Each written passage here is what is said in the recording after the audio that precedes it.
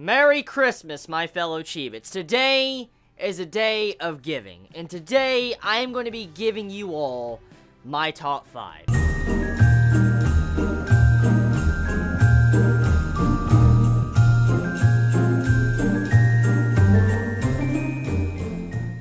I have a bunch of Chibits that ask me a lot for the course of the entirety of this year that has asked me my top 5 favorite anime of 2014.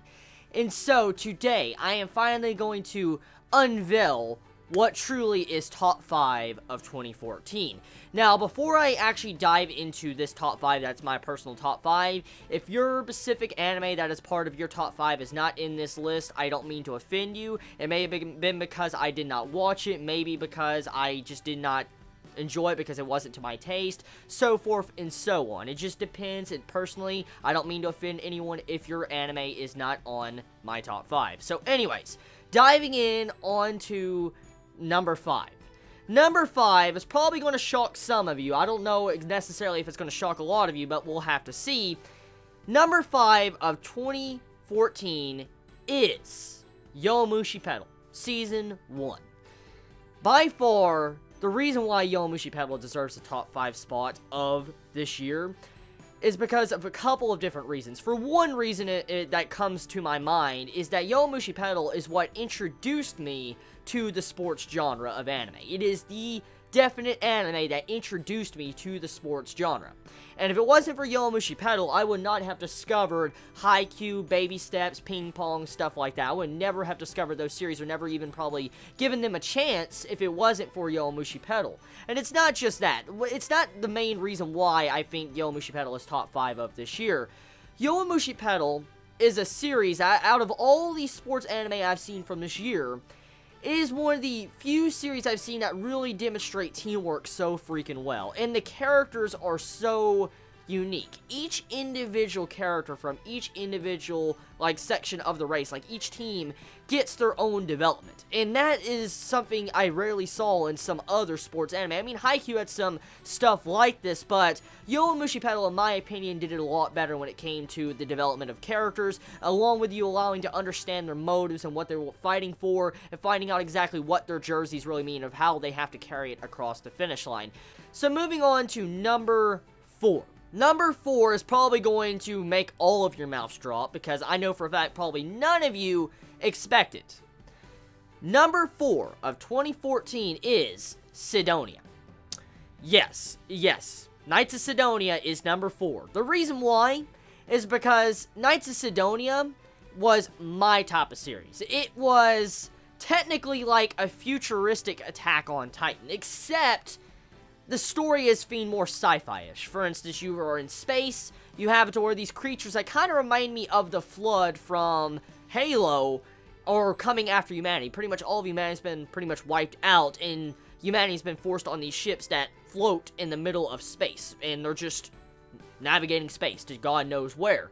And so, pretty much, Knights of Sidonia, even though it is a full CGI series, and it does suffer some animation derps, which I cannot deny, it is truly a good series that stood out from this year when it comes to different mech series. I mean, I was compelled to say that maybe Alden Noah is the best mech of the year, but Sidonia definitely is just hands down one of the series that was just so different from the others I saw from this year. It did not hold the same mech genre that usually, mech genre anime usually have. And Sidonia kind of threw that away slightly and did something very entertaining along with it. So, number 3, the next one I want to mention is JoJo's Bizarre Adventure Stardust Crusaders Part 1. Technically, since Stardust Crusaders is going to be having a Part 2 next season, winter 2015, I can't count that one, but JoJo's Bizarre Adventure. Now, that certainly was a very bizarre adventure, and I know, my bad pun is bad, okay? But JoJo doesn't get the respect it deserves. I personally don't think it really does. I mean, it's a damn good series, and people that watch it know it's really damn good, but it does not get the respect it deserves, and it truly shines when it comes to anime. It really does. It's a shonen series, but it uses shonen cliches, and it's like one of the godfathers of the shonen cliches, and it uses them so damn right, and the characters are just so likable. Oh my god, just Jotaro in Season 3, Stardust Crusaders, I love his character. I love his personality, but I also love Joseph. Joseph, he made the series like, oh my god! Just that shit. Oh my god. Oh my god. Oh my god. Just Joseph. Love him. I love Joseph. Number 2 is Fate Stay Night Unlimited Blade Works. Now, this probably comes at no surprise for you fellow Chibits. You all know my love for Fate. I'm a big fan of the series. And, you know, judging by my reaction from episode 0, majority of you know how much I love the series. So, Fate is kind of obvious. I think the title explains it for itself. The name of the series, it explains itself. Okay, so I don't think I really need to dive into why Fate's number 2 of 2014.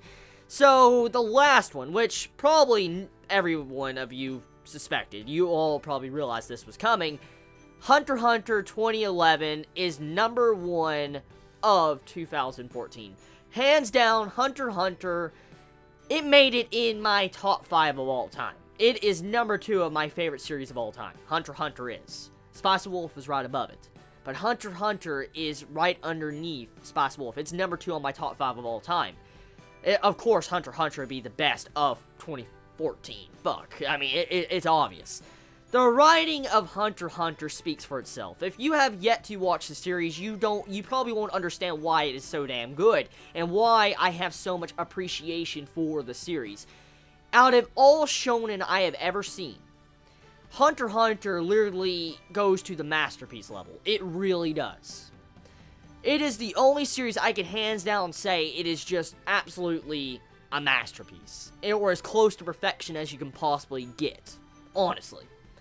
And the characters alone, not just Meryl that I mentioned, the best characters of 2014, but all the characters are just so damn unique. So many characters are amazing that stand out in the series and get the development that is just crazy. And the overall way that Hunter x Hunter 2011 broke so many cliches that shonens have really took me by surprise. And that's one reason why. But it's not just that either. Togashi, the writer of the series, the way he dabbled in these controversial themes with humanity and technology, corruption, the evil of humanity, and how they seek to destroy.